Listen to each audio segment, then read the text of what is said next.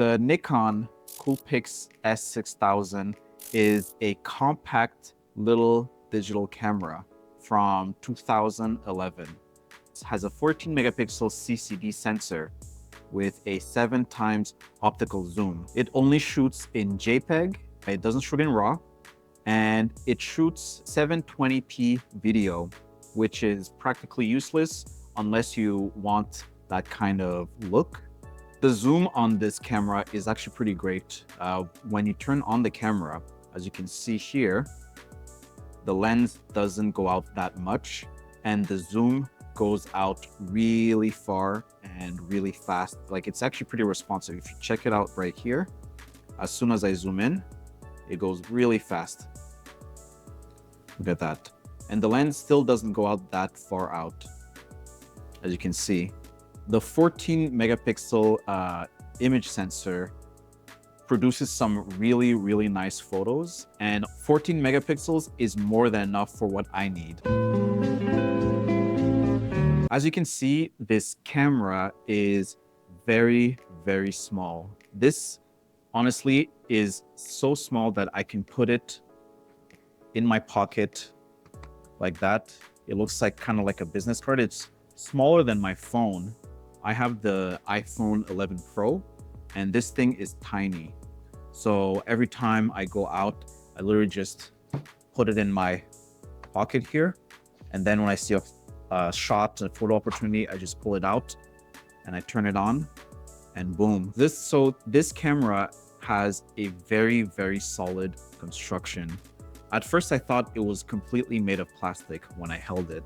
And that's because of this texture right here. This is a soft touch kind of texture, and I thought it was plastic because it just felt weird, but then turns out that this thing is actually made of metal. The front here is made of metal, so that adds an extra point for the durability. That soft touch grip actually has a benefit to it, so it adds more of like a grip to the actual camera so that it's not slippery. Because when you hold onto this camera, you can hold onto it pretty firmly and it's not gonna let go. It's grippy, like it's not going anywhere. Nikon released this 1000 with various colors. I personally, as you can see, have the red one. They have this really nice one where it's completely black. It still has the same textures, but I would really like to have that one at some point. But again, this camera is very nice, very well built, honestly. Even for today's standards, the metal in the front adds an extra layer of durability, and it just gives it a nice premium feel to it, especially with the added grip and density. Okay, now let's talk about the most important thing from a camera. As I said before, this camera has 14.2 megapixels, and that is a lot for a small camera. 14 megapixels is like almost 8K in resolution.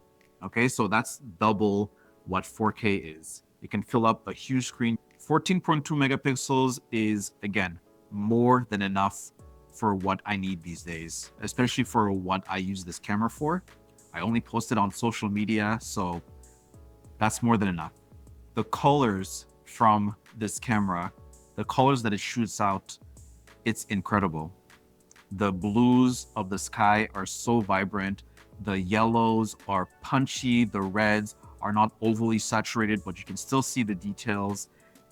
Just the JPEGs coming out of this camera is so good that sometimes I find myself genuinely surprised every time I look at the photos on the computer. Photos are vibrant, they are sharp, especially when there's enough light, and they're just nice and punchy. So the lens here is equivalent of a 28 to 196 millimeters in 35 millimeter format, and that's a very versatile range for a small camera like this.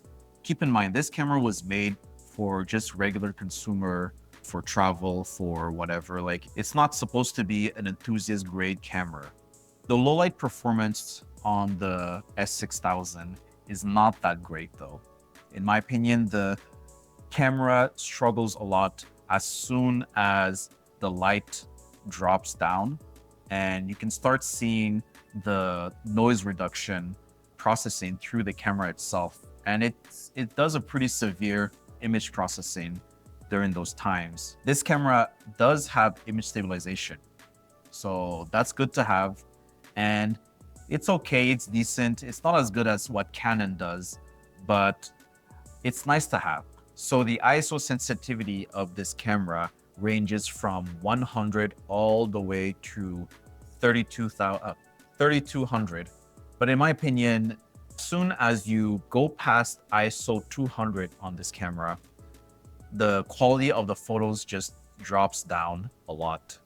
And personally, I like to keep it at 100 so that the image quality stays the best and the noise stays down low. But you be the judge. Look at these photos here and tell me, do these images look like it comes from a camera, a little point and shoot camera from 2011?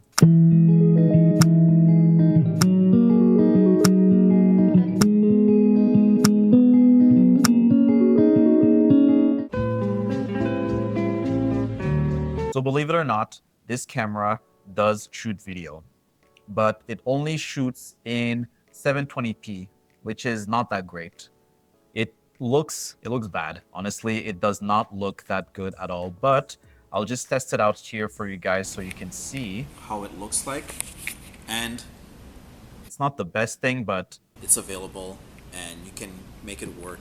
An interesting thing about it is that you can actually zoom in, but it's not the type of zoom that you'd like. This is digital zoom, it's not optical zoom.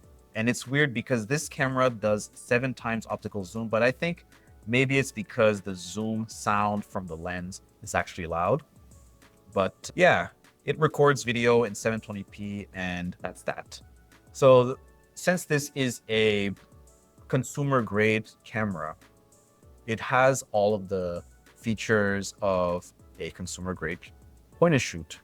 So all the different types of scenes, like all of these, and you can pause the video if you want to see them, but I personally stay in auto mode because in auto mode, interestingly enough, you can have program mode on it, which allows you to control the exposure compensation.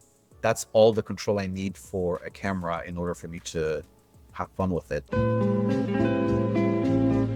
First of all, this camera is very, very easy to use. Like, it's bare bones basic and it works well and it's quite reliable. It turns on very quickly. As soon as you press the button, the lens goes out right away and you're ready to take photos. It has minimal grade manual controls, so you can control the ISO and you can control the exposure compensation, and that's pretty much it. And most importantly of all, in my opinion, is that it is very compact and very portable. As you can see, you can put it in your pocket and you can just walk with it. And now for the cons. The Nikon Coolpix S6000 has a very, very tiny battery. It takes a proprietary battery, so no AA's here, and it's very tiny. You get about, I think it was 200 or so, 260 shots from it, and it dies pretty quickly, especially if you use the flash. The low light performance is quite poor, and I don't use it in low light at all. I like to use it in bright sunny days, and especially when the sun is completely out. But as soon as the sun goes down, or as soon as I go indoors, the image quality just goes down with it. If you're looking for this camera, the Nikon Coolpix S6000, you'll find it at a very reasonable price point. Honestly, like, this would be pretty cheap. The best place that I think you would be able to find this is just to ask your friends or your family. They probably have this or other small cameras lying around, but yeah, this will run you nowhere near $100 right now. And I think that it's a great choice for what you get, especially for a small compact camera. Since I've been using it as my everyday carry for the past 2 weeks, I find that I actually take more photos than usual.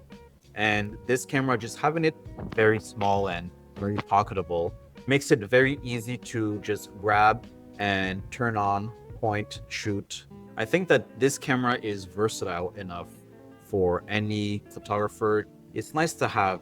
And personally, for myself, it's better to have a dedicated camera than using your phone, because your phone will give you notifications. Like, you need your phone to use it for phone stuff.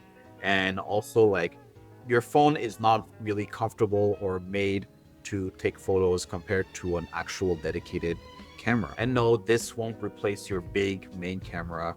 I consider it a nice little companion to have that is not my phone. So I want to know, what do you look for in an everyday carry camera? Is it image quality? Is it build quality? Let me know in the comments below. And don't forget to like this video if you enjoyed it, and subscribe for more tips, tricks, and camera reviews. Most importantly, thank you for watching. Peace.